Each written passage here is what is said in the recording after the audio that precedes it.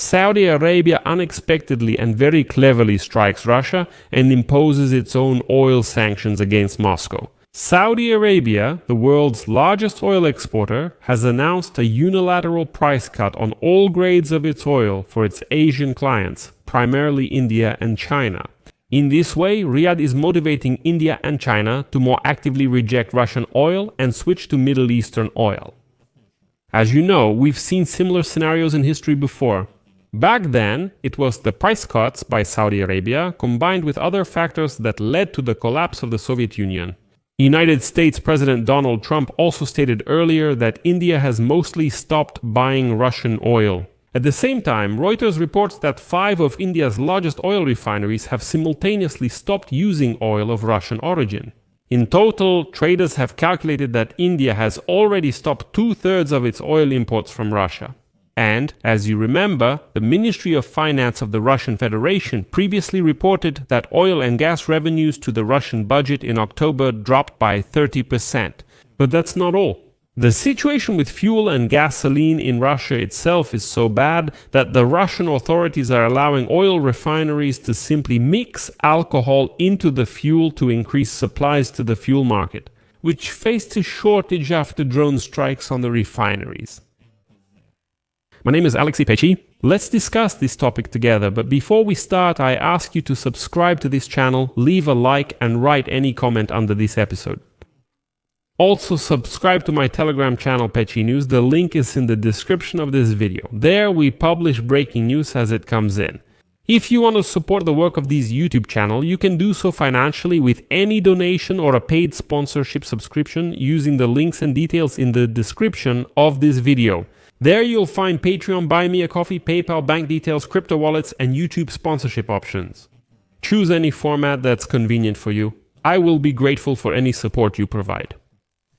So probably the biggest news of today, which has undeservedly gone unnoticed. Saudi Arabia has announced oil discounts for India and China to replace Russian barrels. Saudi Arabia, the world's largest exporter, is lowering prices on all grades of its oil for Asian clients. This is stated in the monthly price list of the kingdom's state oil company, Saudi Aramco, which was published today. The price of the Saudi grade Arab Light for December delivery will be reduced by $1.20 per barrel, and now it will be sold at a premium of $1 to the Oman Dubai benchmark. Arab Extra Light and Arab Super Light grades also have $1.20 per barrel discount set.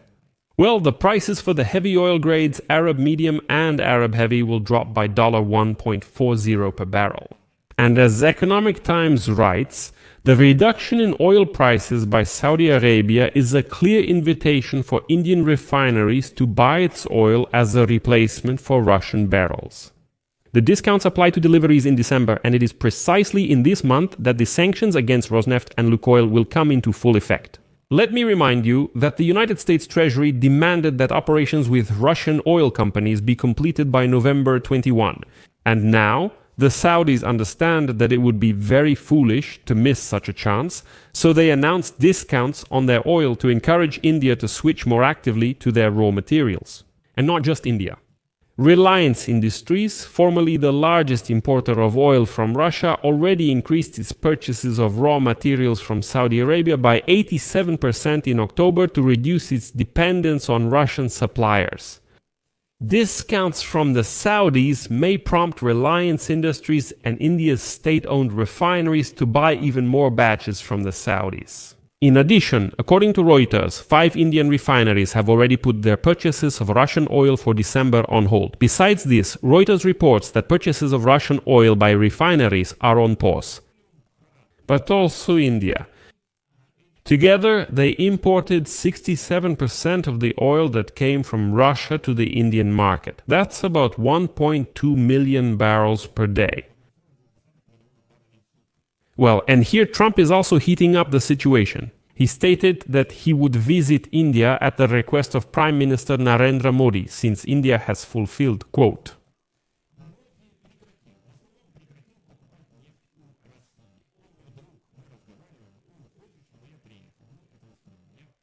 In addition, Chinese state-owned companies have announced a boycott of direct purchases from Lukoil and Rosneft.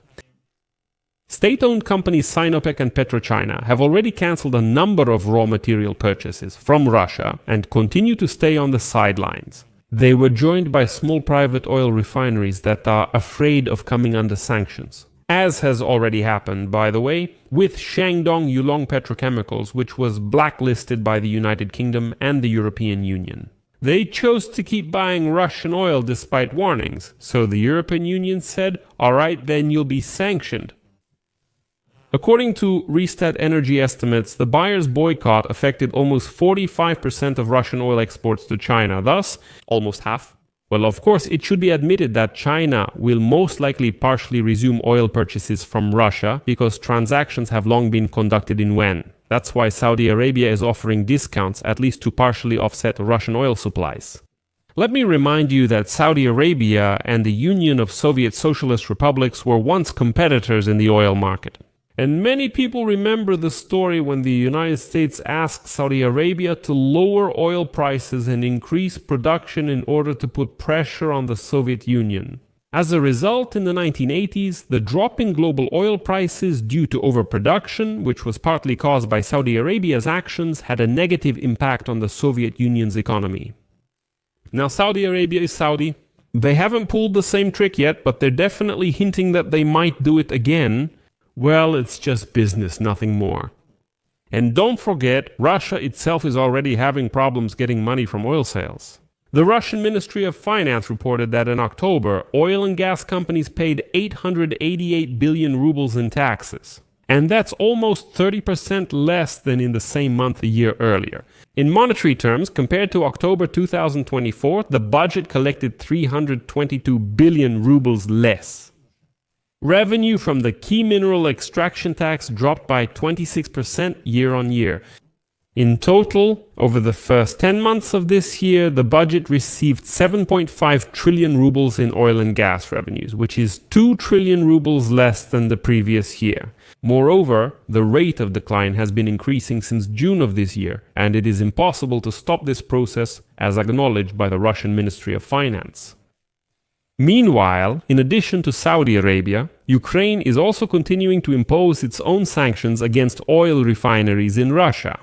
Today it became known that the Russian authorities are preparing to allow the use of alcohol in gasoline production in order to increase supplies to the fuel market, which has faced shortages after drone strikes on oil refineries.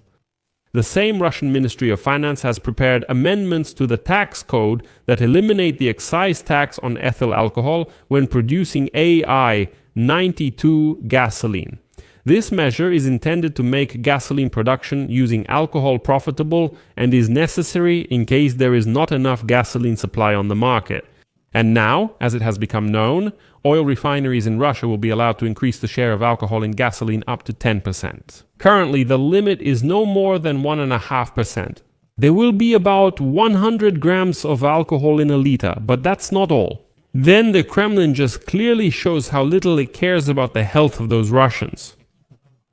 In addition to ethyl alcohol, the Russian Ministry of Energy is preparing to lift the ban on the use of the octane-boosting additive monomethylnelena by oil refineries. And that would be fine, but due to its high toxicity and, attention, cancer risks, this monomethylnelena has been banned in most countries of the world, including Russia since 2016. But that's okay, just make sure you keep the war going. And now the Ministry of Energy says, it's no big deal, let's allow this additive again, let them mix it into gasoline. So what if it causes cancer? It doesn't matter. One more Russian, one less, what's the difference? But that's not all. And here's another result of Russia's war against Ukraine. Russia, which has always been called a gas station country, has eliminated import duties to buy gasoline from China, Singapore, and South Korea. So Russians, did Europe freeze without you? Doesn't it bother you at all that you're buying gasoline from China, Singapore, and South Korea? And even then, they're going to mix in alcohol and octane-boosting additives. So I'll just leave it at that. Share your opinions and conclusions in the comments below this episode. Subscribe to the channel, hit the bell, and don't forget to like. That's all for now. Take care of yourselves. Bye everyone. Subscribe.